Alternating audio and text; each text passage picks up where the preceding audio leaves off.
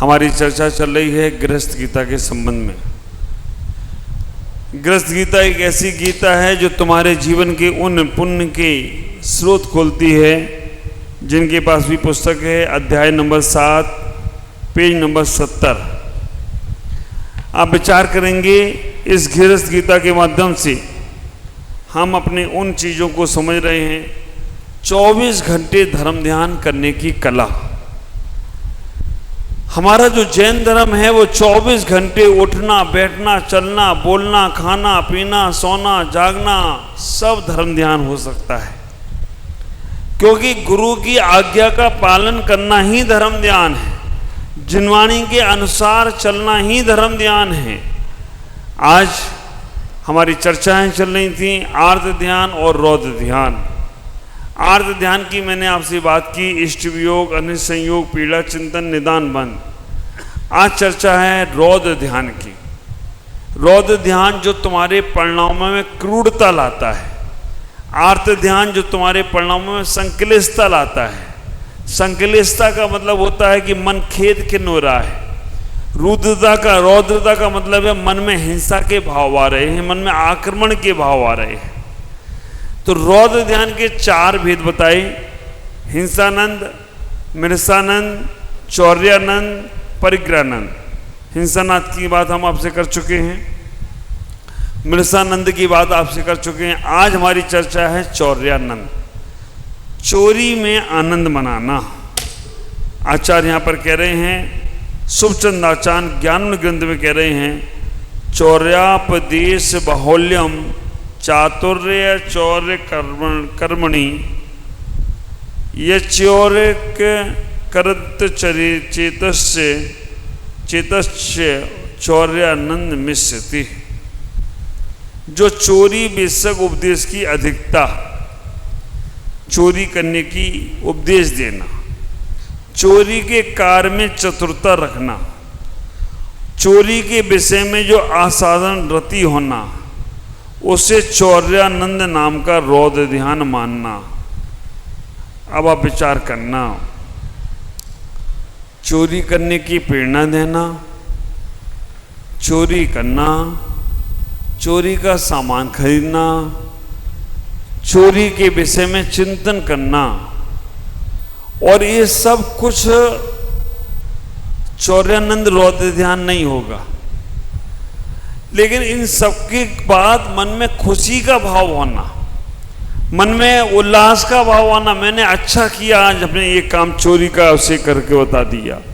जो मन में खुशी का भाव है ये गलत काम करने के बाद, वो तुम्हारा रौद्र ध्यान है।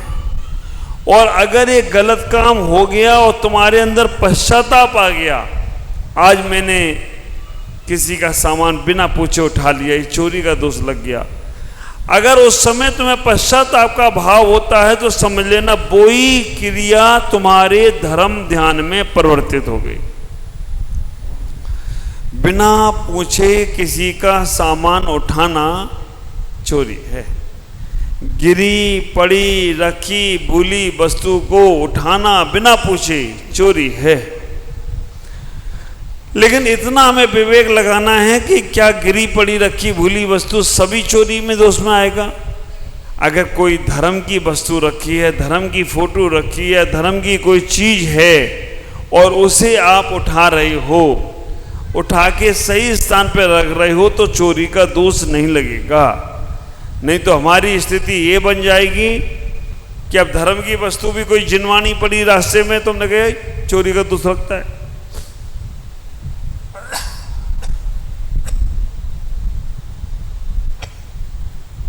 विचार करना। तो हमें ये विवेक अपना खुद लगाना है कि कौन सी वस्तु का उठाना चोरी का दोष है,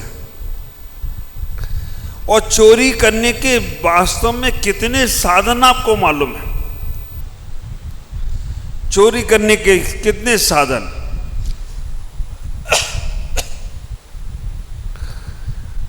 सरकार नियम पे नियम बनाती जाती है और उस नियम को तोड़ने के साधन आपके पास पहले से तैयार है। हमारे senior sale tax income tax के एडवोकेट सैलन जी यहाँ बैठे हैं, एटा से आए हैं। ये नियम बनवाते हैं सरकार की तरफ से, नियम बनते हैं, लेकिन तोड़ने का जीएसटी लगाना शुरू किया कि भाई चलो टैक्स से लोग बच जाएं, लेकिन उसके भी समाधान लोगों ने कर लिए। उसके भी समाधान इनसे जाके पूछ रहे थे कि इसका समाधान कैसे होगा। आप विचार करके रखना, चोरी कहीं हमने सेल टैक्स, इनकम टैक्स की भी चोरी कर रहे हैं, उसमें भी हमें पाप लगेगा। और ये पहले ये आप समझो, चौर्यानंद रौद्र ध्यान जो है वो हम लोग हमेशा आप लोग करते रहते हो। चोरी का भाव, व्यापार बिजनेस में सामान हम घटिया नकली असली मिलाते हैं, ये सब चोरी का भाव है। हम कहीं भी कोई भी चीज उठाकर यहां से वहां रख देते, चोरी का भाव है। लेकिन आचार्य यहाँ कह रहे हैं कि अगर तुमसे भूल से धोखे से ऐसा हो जाए तो आप उसमें खुशी मत मनाओ, आनंद मत मनाओ, मजबूरी में करना पड़ता है, क्योंकि व्यापार बिना उसके करेंगे तो हम व्यापार कर ही नहीं सकते। ईमानदारी का व्यापार होना बहुत मुश्किल हो गया। ये चीजें हमारे अंदर जब वृत्ति हम बन गए, त्यागी हम बन गए, हमने व्रत नियम संयम का पालन करना है, उस वक्त ये सब सारी चीजें नहीं होना चाहिए। लेकिन हम वैसे भी बचने का प्रयास करें, क्योंकि चौर्यानंद रौद्र ध्यान हमारा हमें नरक गति में लेकर जाएगा। आप कई बार ऐसी महिलाओं को ढूंढना बहुत मुश्किल है जिन्होंने अपने पति की जेब से पैसे नहीं निकाले हो। निकाल लो, कोई बात नहीं, लेकिन सुबह बता दो। हाँ, जिनको मिल जाते हैं वो तो नहीं निकालेंगे, और जिनको नहीं मिले तो वो निकाल ही लेते हैं। और वह चोरी नहीं करते, वो तो बता भी देते हैं, लेकिन कभी बिना बता के निकाल लिए हैं तो बताने का प्रयास करना। और निकालने के बाद आपने नहीं बताया तो वो रौद्र ध्यान हो जाएगा। आचार्य यहाँ कहने का प्रयास कर रहे हैं कि रौद्र ध्यान से बचने के लिए, चौर्यानंद रौद्र ध्यान से बचने के लिए हमें व्यापार करना है, बिजनेस करना है, हमें घर परिवार चलाना है। हम कभी भी किसी के प्रति ऐसे भाव ना लाएं जिससे हमारा उनका मन खराब होता हो। अगर उनका मन खराब हो रहा है तो आप विचार करना, आपको चोरी का दोष लगेगा। चोरी का माल मोरी में, ये बच्चों ने कहानी पढ़ाई थी, चोरी का माल मोरी में। तो आप विचार करके रखना, जैसा पैसा कमाओगे वैसा ही पैसा खर्च होगा। अगर गलत तरीके से पैसा कमाते हो तो गलत तरीके से चला जाता है। ईमानदारी का पैसा होता तो ईमानदारी में लगता है, लेकिन हमें संसार में रहकर बहुत सारी चीजें ऐसी करना पड़ती हैं जिसमें हमारे अशुभ आश्रम शुरू हो जाते हैं। आचार्य यहाँ पर कहने का प्रयास कर रहे हैं, उन चोरी के भावों से बचने का प्रयास करो, उन चोरी की क्रियाओं से बचने का प्रयास करो जो हमारे माध्यम से बहुत बार होती जा रही हैं। हम बहुत सी बार हम इस प्रकार से चोरियों के फंदे में फंस जाते हैं। बहुत सी बार ऐसे चोरी के गलत लेख लिखना, किसी का माल कुछ तुम्हारे पास रख गया है और वो भूल गया और तुम उस बात को उसे बता ही नहीं रहे हो तो चोरी का दोष लगेगा। ख्याल करो, कोई चीज सामान बाजार से खरीदने गए और वो भूल से तुम्हें ज्यादा सामान दे गया, नोट गिनने में ज्यादा नोट दे गया, तुमने बताया नहीं, चोरी का दोष लगेगा। तो ये सारी की सारी चीजें चौर्यानंद नाम की रौद्र ध्यान हैं, और इन रौद्र ध्यानों से हमें बचना चाहिए। ख्याल करना, चोरी का या किसी से छल कपट करके या किसी को धोखाधड़ी करके जितना तुमने कमा लिया वो कितने समय काम आएगा? थोड़े समय काम आएगा, लेकिन उससे तुम्हारा जीवन कितना खराब हो रहा है, कितने जन्मों तक उस अशुभ कर्म के पाप का फल भोगना पड़ेगा। आचार्य यहाँ पर कहने का प्रयास कर रहे हैं कि हमें कभी भी ऐसे चोरी के सामान को नहीं खरीदना। और तो और आप विचार करके रखना, आजकल चोरियां ऐसी भी लोग करने लगे हैं, ऐसी चोरी करने लगे हैं, शब्दों की चोरी, रूप की चोरी, सामान की तो करते ही करते हैं, शब्दों की चोरी। किसी ने कोई भजन गाया, उन्होंने उसमें केवल अपना नाम लगाया और कह दिया मैंने गाया। आप विचार करके रखना, वो वहां बता ही नहीं कि ये मेरा नहीं है भाई, उनका है। किसी ने कोई पुस्तक लिखी और किसी ने पुस्तक के नीचे नाम हटाया और अपना नाम लिखकर कि भाई पुस्तक मेरी है। ये सब चोरी के रूप हैं। आप विचार करना, आप रूप की चोरी करते कैसे करते हैं। आपने कोई स्टाइल देखी टीवी में, सीरियल में, ऐसे कपड़े पहनो तो बहुत ज़्यादा प्रभाव पड़ता है, ऐसी स्टाइल मारो तो मज़ा आ जाता है। और वो स्टाइल आजकल तो लोग ऐसे हेयर कटिंग की भी स्टाइल मार रहे हैं। हाँ, अभी एक बच्चा हमारे पास आता है, इधर भी मैदान साफ हो, इधर भी मैदान साफ, ऐसा लगता है कि ओवर ब्रिज बना हुआ है, साइड क्या बोलते सर्विस रोड ओपन हो गई है और ओवर ब्रिज बना हुआ है। वो सब देख देख के हम इतनी स्टाइलें मानने लगे, ये सब चोरी है। अगर किसी की नकल करके हम कोई काम करने का प्रयास करते हैं, महिलाएं पेपर भरती हैं, आगे पीछे देख लेती, उजक उजक के देख लेती क्या चल रहा है। आप विचार करके रखना, आप पूछ लो, और जब आपसे पूछा जाए कि ये आपने पूछ के किया। छोटे छोटे बच्चे आते, मैं उनसे पूछता हूँ कोई क्वेश्चन, वो मम्मी से पूछ ले और मैं पूछूं कि बेटा किससे पूछे तो बिल्कुल सही बताते, मम्मी ने बताया। वो तो चोरी से बच गए। हमें इतना ही विचार करना है। चौर्य नंद नाम का रौद्र ध्यान है। हमें चोरी के माध्यम से अपने जीवन को नहीं नाश करना है।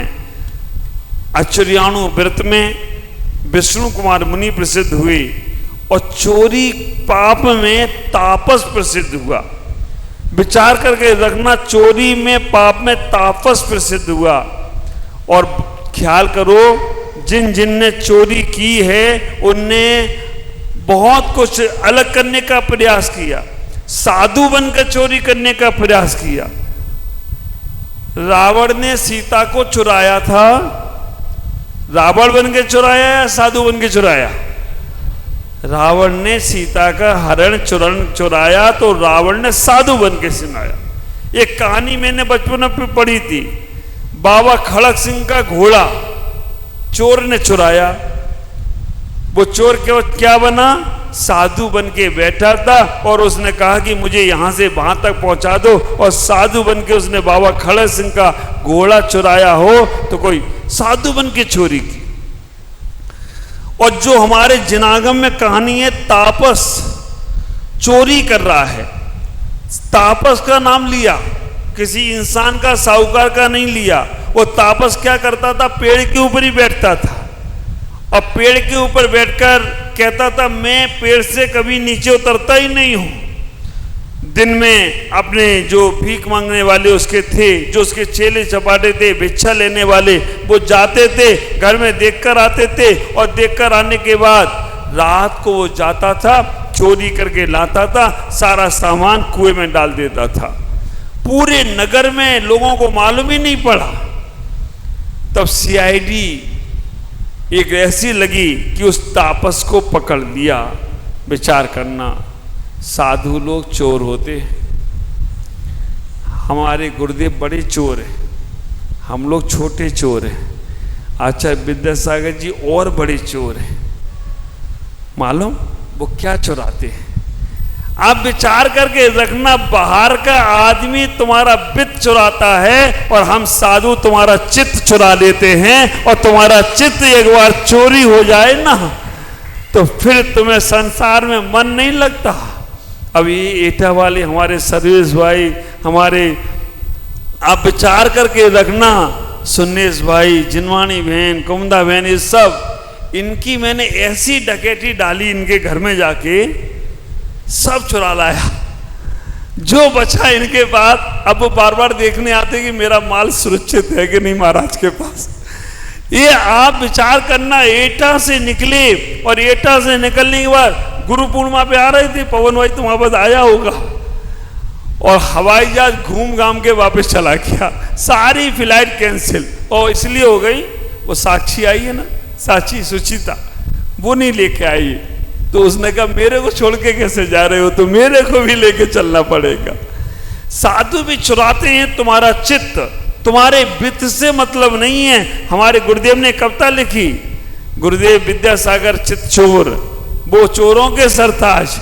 विचार करना, बाहर की वस्तु चुराने में कुछ भी लेने वाला नहीं है। अगर तुमने किसी का कोई सामान हड़प भी लिया, थोड़ी देर तक वो सामान तुम्हारा साथ दे सकता है, लेकिन एक बार अगर वो सामान तुम्हारे पास पकड़ा गया, ख्याल करके रखना, चोरी का माल खरीदने का, हाँ, दीमापुर में कौन सा मार्केट? भूटानी बाजार नहीं है, चोरी का नहीं है। हमारे ओम जी आ गए, बैठे। आप विचार करके रखना, सस्ता माल खरीदते हो चोरी का। दिल्ली में एक मार्केट है, उसका नाम है चोरी बाजार, चोर मार्केट। कोई भी सामान कहीं चुरे, सबसे पहले वही मिल जाएगा। तुम्हारी गाड़ी चुरे, आप कहीं मत ढूंढो, पुलिस कहीं पे मत जाओ, आप चोर मार्केट में चले जाओ, 2 घंटे बाद गाड़ी मिल जाएगी। गाड़ी के पुर्जे, हमारा चातुर्मास था राधेपुरी में, धनतेरस के दिन गाड़ी चोरी हो गई। अगले दिन सुबह वो चोर मार्केट में खड़ी थी, वो कहा ना तुम्हें लेके जाना है, 10,000 में ले जाओ। आप ख्याल करके रखना, हम चोरी का माल खरीदते हैं, चोरी की प्रेरणा देते हैं, चोरी करने के तरीके बताते हैं। और अगर हमने ये चोरी के तरीके बताए, अगर एक बात का ख्याल करना, हम लोग जब जेल में जाते हैं, जेल में करीबन हम 35 बार गए, हम वहां जेल में जाकर उनसे पूछते हैं लोगों से कि किस कारण से तुम यहां पर आ गए। बहुत से अलग अलग कारण बताते हैं, दबाव के कारण से, कोई चोरी के कारण से, कोई किसी कारण से। विचार करना, कई लोग कहते हैं मैं निर्दोष था लेकिन मुझे फंसा दिया गया, मैं निर्दोष था मुझे फंसा दिया गया। एक युवक तो ऐसा मिला, एक कहानी में हमेशा बोलता हूं, एक युवक को फांसी की सजा सुनाई गई। फांसी की सजा सुनाने के समय पर उससे पूछा गया तुम्हारी आखिरी इच्छा कोई हो तो बोलो। तो बोला मुझे मेरी मां से मिलना है। मां को बुलाया गया, मां को उसने बहुत कुछ अपशब्द बोले, बहुत कुछ गलत बोला तो बोला उसने मां के ऊपर कोई बहुत सारा आक्रमण भी कर दिया।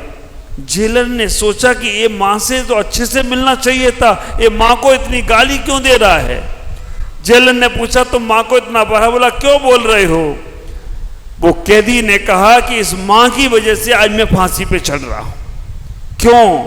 जब मैं स्कूल से, जब मैं पहली बार पेंसिल चुरा के लाया था, तब इस मां ने मुझे रोका नहीं। अगर ये पेंसिल चुरा के लाया था, ये मां मुझे रोक देती ना, तो मैं फिर कभी भी आगे बढ़ ही नहीं पाता। आज पेंसिल चुराई, कल पेन, परसों बस्ता, फिर घर का सामान, फिर बाहर का सामान। आप विचार करके रखना, अगर तुम्हारे बच्चे कभी कोई छोटी मोटी गलती करें, पहले ही समय पर उसे समझना, सबक देना।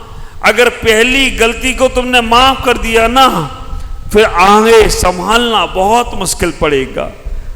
बच्चा सामान बिना पूछे तुम्हारा ले ले, उससे कहना बेटा तुम्हारा ही है लेकिन पूछ के लेना। आज बिना पूछे लेगा, कल वो बिना पूछे क्या क्या करता रहेगा। चोरी का दोष लगता है, उन्हें समझाने का प्रयास करो। आचार्य यहाँ इतना ही कह रहे हैं कि आप अपने जीवन में उस चोरी की भावनाओं से बचने का प्रयास करें। हमें मालूम है व्यापार में बिना सेल टैक्स, इनकम टैक्स के चोरी, क्योंकि हमारे ऑफिसर ही बोल देते हैं, सीए का काम करने वाले वो ही बता देते कि तुम ऐसे बच सकते हो और ऐसे काम हो सकता है। आप विचार करके रखना, क्योंकि तुमने उन्हें, हमें तो आश्चर्य तब लगता है कि कोई रिश्वत लेते हुए पकड़ा जाए तो रिश्वत देके ही छूट जाता है। उसका इतना अच्छा है कि रिश्वत लेते पकड़ा गया, रिश्वत देके छूट गया। मामला घोटाला चल रहा है ऊपर से नीचे तक। लेकिन इतना विचार करो, मजबूरी में कोई काम करना पड़े तो बात अलग है, लेकिन मौज मस्ती के लिए, शौक के लिए व्यापार ही कर लिया ऐसा तुमने कि हमें दूसरों को मूर्ख बनाना है, दूसरों का पैसा हड़पना है और दूसरों के साथ चोरी का व्यवहार करना है, चोरी के तरीके सिखाना है। ये माल तुम ऐसे लेकर आओ, ऐसे लाओगे तो तुम्हारा काम हो जाएगा, ऐसे सेल टैक्स बचेगा, ऐसे इनकम टैक्स बचेगा। एक बात का ख्याल करके रखना, हम जो पैसा बचाने का प्रयास करते हैं वो कहीं ना कहीं लग जाता है। फिर भी जितना हो सके ईमानदारी का जीवन जीने का प्रयास करो। अगर हमसे गलती होती हैं तो उन गलतियों के लिए हमें अपने जीवन में इतना ही विचार करना है कि हमें प्रायश्चित जरूर करना चाहिए। हे भगवान, मुझसे ऐसे ऐसे चोरी के दोष लगे हैं, इसके मेरा कल्याण हो, मुझे प्रायश्चित देकर हमारा जीवन मोक्ष मार्ग प्रशस्त करे। 8 बच्चों के पता ही नहीं चलता है, सबसे बड़ी बात तो यह है। लेकिन फिर भी आप मुझे सुनते हैं, मैं बोलता हूँ, आप गुने भी तो जीवन का कल्याण होगा। ओम नमः जय गुरुदेव।